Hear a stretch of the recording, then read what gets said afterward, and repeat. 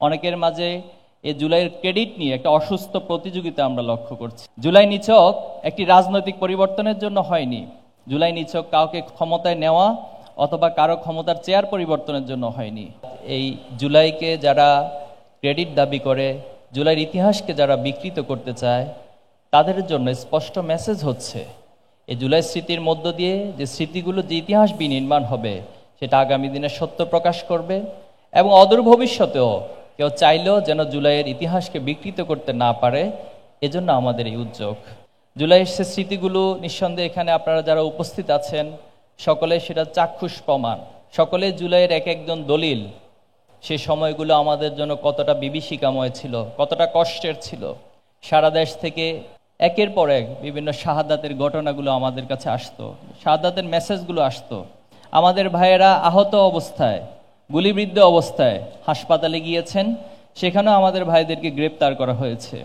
অথবা গ্রেপ্তার আতঙ্কের কারণে অনেক ভাইয়েরা হাসপাতাল থেকে হাসপাতাল ছোটাছুটি করেছেন, কিন্তু চিকিৎসা পর্যন্ত পায়নি। সে সময় বিভীষিকাময় যে পরিস্থিতি ছিল, এটা গ্রেপ্তার আতঙ্ক সবসময় সবার মাঝে কাজ করত। ছাত্র পরিচয় দেওয়াটা আমাদের জন্য অনেক বেশি কঠিন ছিল সে সময়। ওয়ালটন এখন দেশের সীমানা পেরিয়ে পৌঁছে গিয়েছে 50টিরও বেশি দেশে। ওয়ালটন, ঘরে ঘরে বিশ্বজুড়ে। আমাদের মায়েদের, আমাদের বাবাদের, আমাদের পরিবারের সদস্যদের কান্নাগুলো এখনো থামেনি। আমরা দুর্ভাগ্যের সাথে বলতে হচ্ছে আজকে 1টি বছর পার হয়ে গিয়েছে, অথচ যে গণহত্যা সংগঠিত হয়েছে গত বছর, সেই গণহত্যার সুষ্ঠু বিচার এখনো হয়নি। বিচারের নামে একটি ধীরগতি আমরা লক্ষ্য করছি। আমরা সরকারকে উদাত্ত আহ্বান জানাবো এই গণহত্যার যেন বিচার অতি দ্রুত সময়ের মধ্যে সম্পন্ন করা হয়।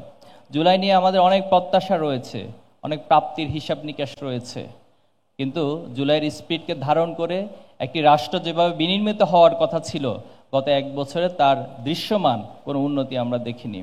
সরকারের কিছু অদূরদর্শিতা, অলসতা বিপ্লবকে ধারণ করতে না পারা এর জন্য অন্যতম দায়ী। পাশাপাশি যারা রাজনৈতিক দলগুলো রয়েছে তাদেরও জুলাইকে, প্রকৃত জুলাইকে, চেতনাকে, জুলাইয়ের প্রেরণাকে ধারণ করার বেশ ঘাটতি আমরা লক্ষ্য করছি। অনেকের মাঝে এই জুলাইয়ের ক্রেডিট নিয়ে একটা অসুস্থ প্রতিযোগিতা আমরা লক্ষ্য করছি। জুলাই নিছক একটি রাজনৈতিক পরিবর্তনের জন্য হয়নি।